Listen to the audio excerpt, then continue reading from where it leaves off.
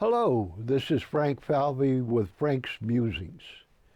And one of my musings, stuff that keep going through my mind and keep me awake at night and that I want to tell people about. So the first hot topic is none of the presidential candidates on the Republican or Democratic side should ever be elected president. And their vice presidents should never, ever be in office. You know, I would be at least satisfied if the Speaker of the House got elevated to be the president. I think he's better qualified than any of the four of them. Trump is Trump.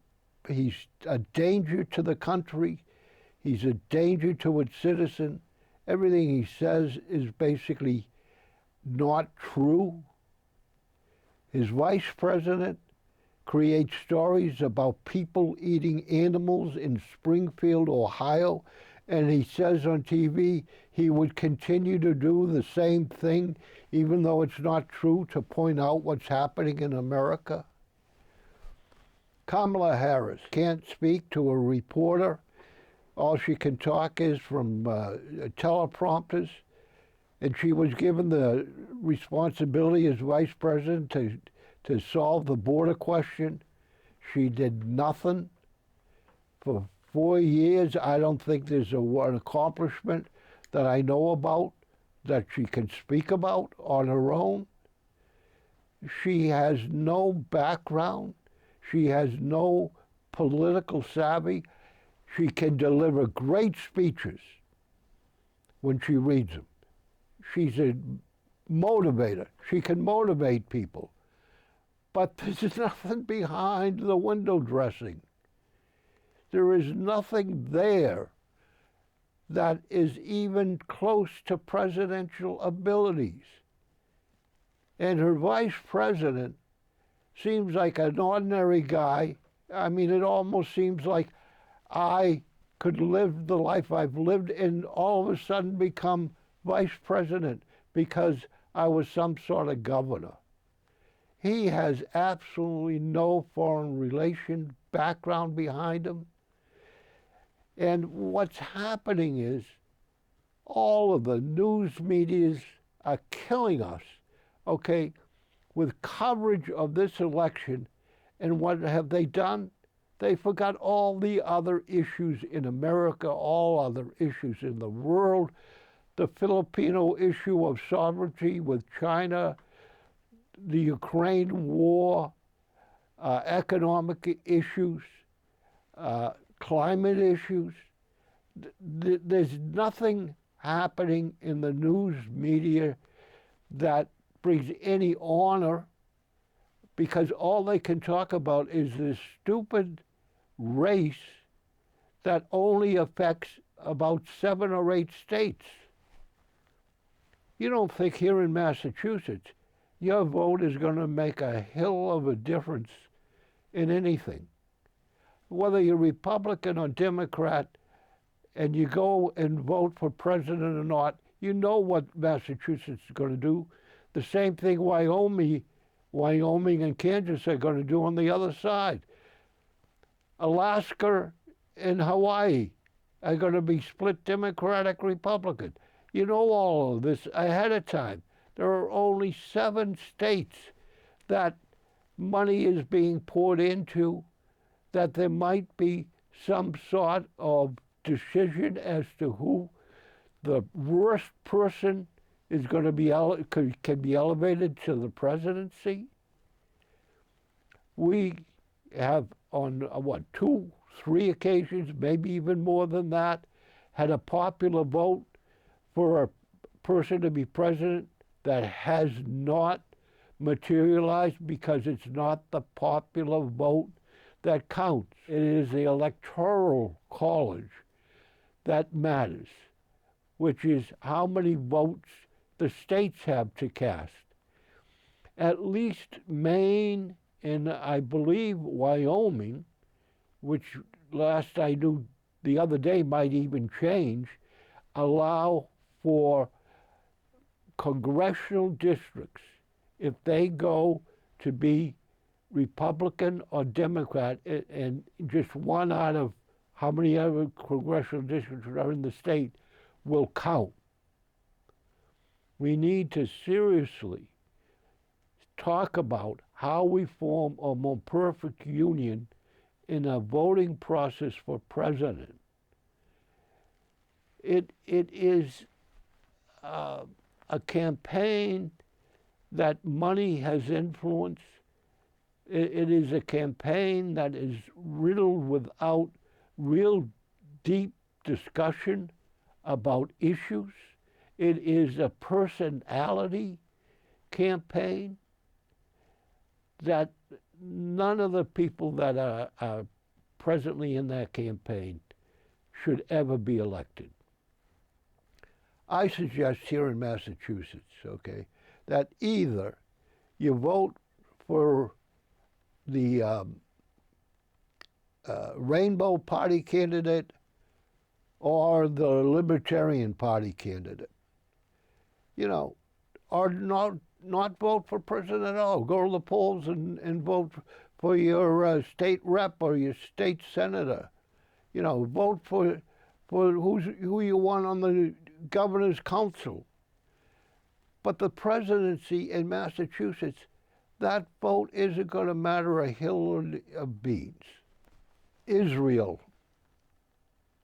war against the Muslims, against the Palestinians, against Hezbollah, the war, all because of October 7th. Yes, that was a terrible thing that happened to the Jewish individuals. But the state of Israel declared war, not an act to mitigate and to take their revenge, but a war to wipe out Palestinians, wipe out people in the Gaza Strip, kill them all and as many as they can, 40,000 to date, injuring tons, destroying buildings willy-nilly. They claim that there were, bad people with guns in the buildings. I doubt it. They claim they had to blow up the tunnels. I don't think the bombs that they hit with hospitals and apartment buildings could ever reach tunnels.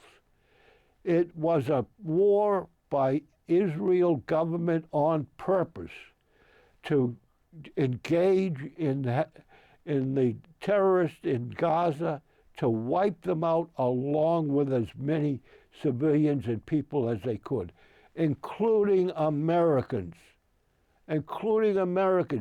with American ammunition, with American guns, with American everything. And all they wanted was more and more supplies. We joined the wrong side in this war.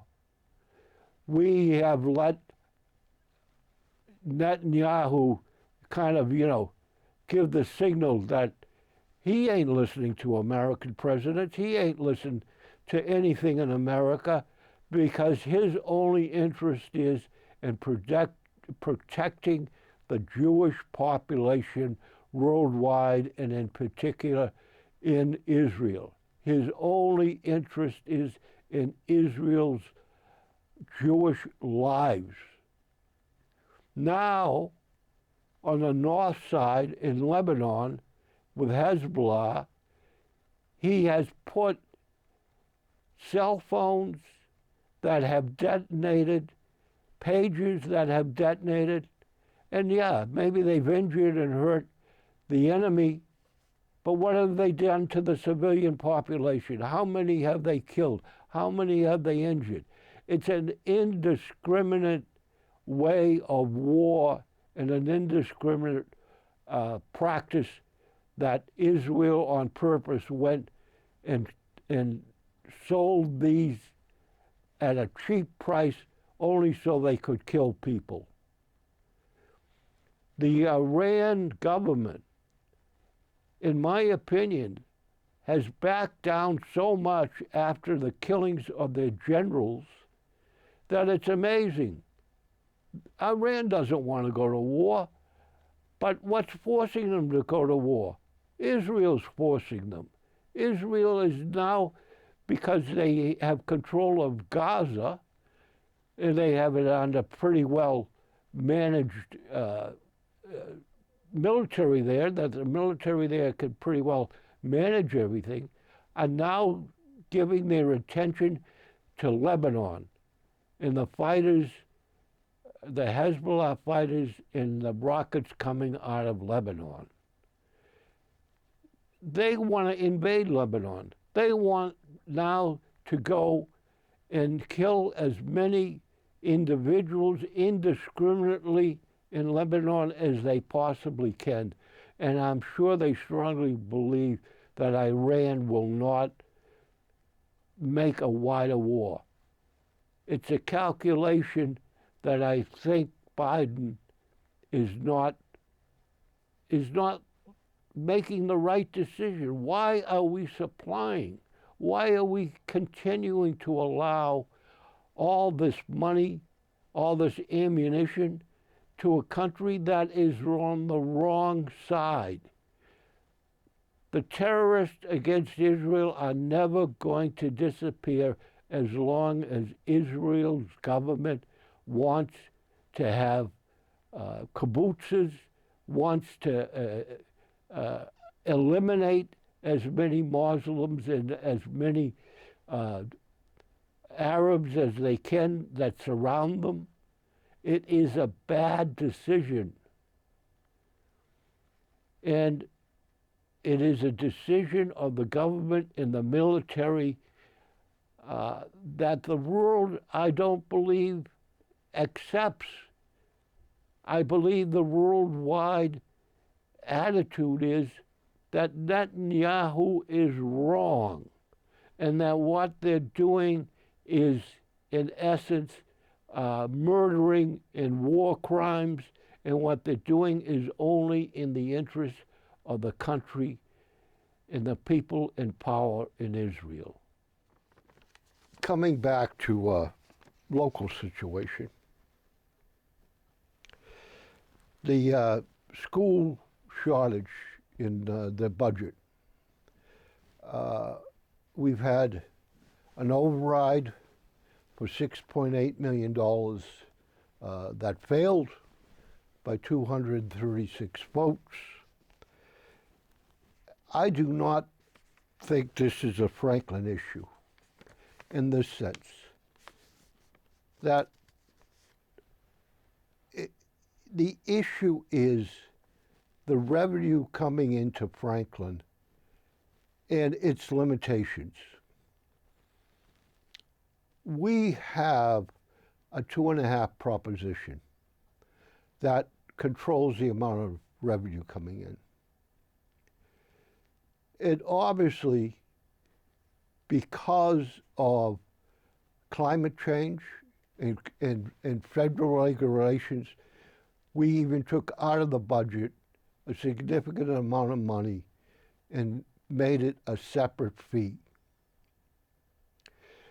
We passed the Tri-County New School, which is going to cost us $3 million a year, it seems like, for eternity.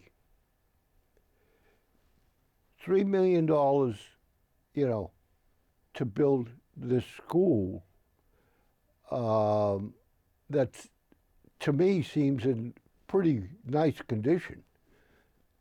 To me, the school doesn't seem that it is in that desperate shape to be replaced. But anyways, we voted to replace it at $3 million interest in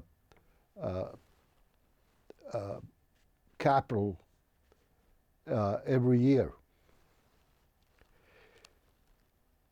The federal government, to me, is not allocating priorities.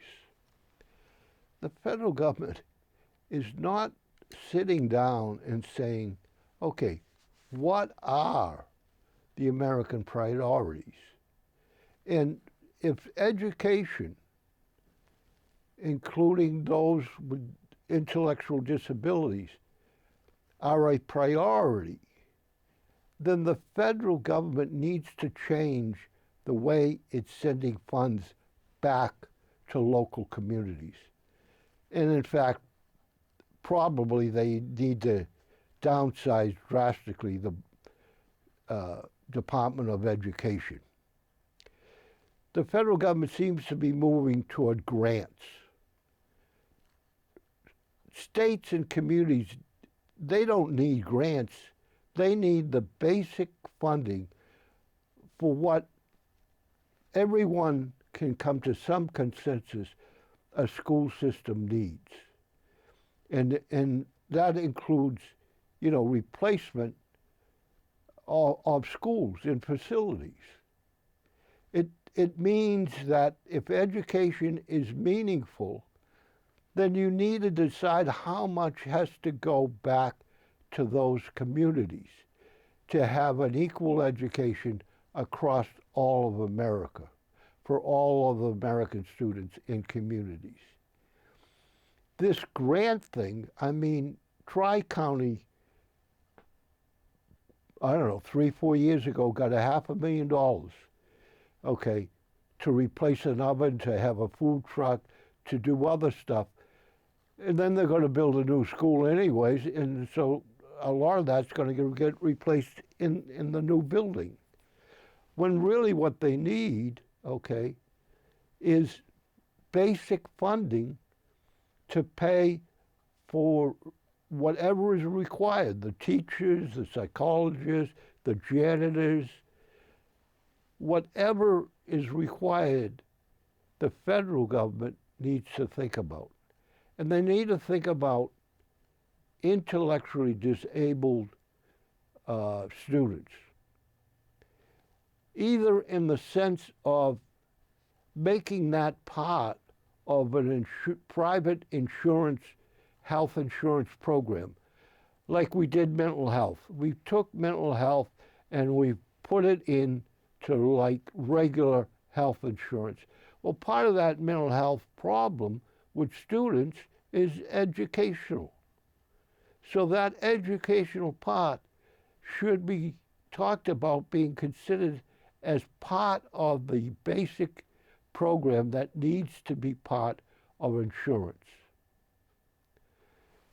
Or the state of Massachusetts, because more and more people are coming to Massachusetts for mental health help, and because it is a community cost, costing Franklin about 10 to 15% of its budget, needs to be taken out of the community level, either kicked back up to the federal level or kicked back to the state level.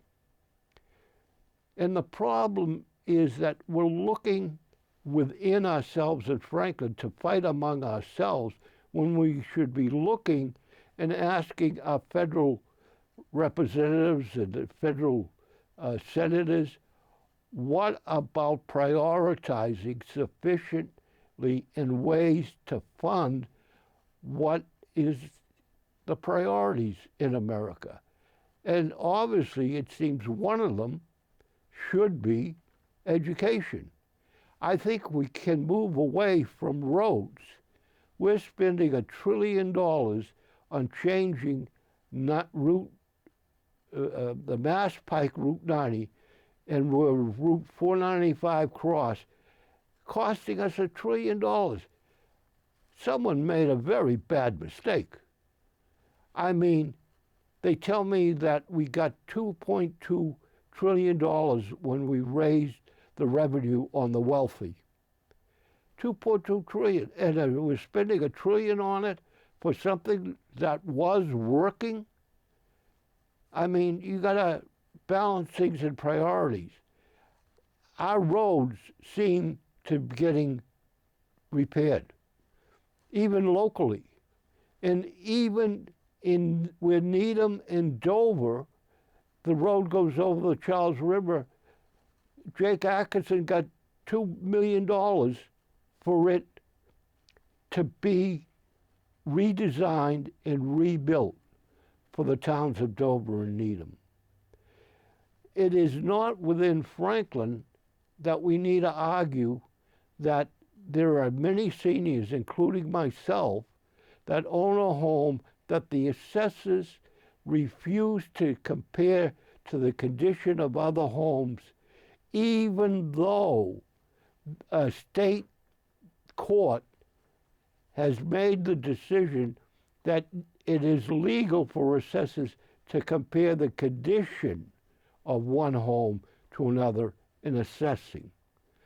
There are people with children and others in Franklin that cannot afford, okay, the $6.8 million increase in taxes. It would be simply too much. And that's the way the vote went. So now we're going to just redo it and rehash it when we should be putting our effort and pressure on the state of Massachusetts and on the federal government and on those that represent us in those bodies. It is ridiculous, okay, that if we're bound by 2.5, then there are, and we legitimately need the funds for purposes that people agree on, then we need to pressure them to bring in or come up with other ways of revenue. I mean, the state seems lately to find many different and millions of dollars for other purposes. It is what, I don't know, billion is it, in funds for a rainy day. I'm not recommending using that money, but I'm saying there are ways that the state could cut back because they seem to be spending it in all other ways than the bare necessities that communities need and can't fund. Well, here's my notes, my crib notes. Yeah, one last thing is the subcommittees on budgets. If they're going to have another vote on an override, we need to see the staffing in the school system before COVID and the staffing in the budget that they're proposing. You know, they talk about all the teachers they eliminated in the music program, and it's been significant. But how many administrative nurses or psychologists or guidance counselors or janitors, how is that staffing compared before COVID? It seems to me that the Franklin School Department and many other school departments across the country used COVID money for purposes of immediate recurring expenses. And they didn't spend the money on one-time expenses. So yes, maybe we've got too used to being, you know, the fat cow with all sorts of increases that we've given to the school department, but now the cow has come home. The bill is now due. The judgment of making a decision of what to prioritize and what to cut, okay, is here and among us. But the real root of the problem is we're not getting the funds from the federal government in the state. They're spending it in other areas. There are funds that should be coming as a priority to Franklin. Well, that's my musings for right now, but I'm sure I'll have others. I would encourage you to look at my interviews with candidates for office and on ballot questions. The ballot questions really are significant. You should read the booklet that the state has provided us. If you, for some reason, don't have the booklet, you can go down to the town clerk's office. There are questions on Uber drivers. There are questions on MCAS tests. There are questions on psychiatric drugs. There are questions on the auditor auditing the legislature. Please read it, and I have individuals that are coming in that will talk about each of the questions. Thank you, and if you have musings that really upset you, come down here, and Franklin Cable can help you get it off your chest and out to the public. Thank you. This program was made possible by your Franklin friends and neighbors, good folks just like you. Thanks for supporting Franklin TV. And thanks for watching.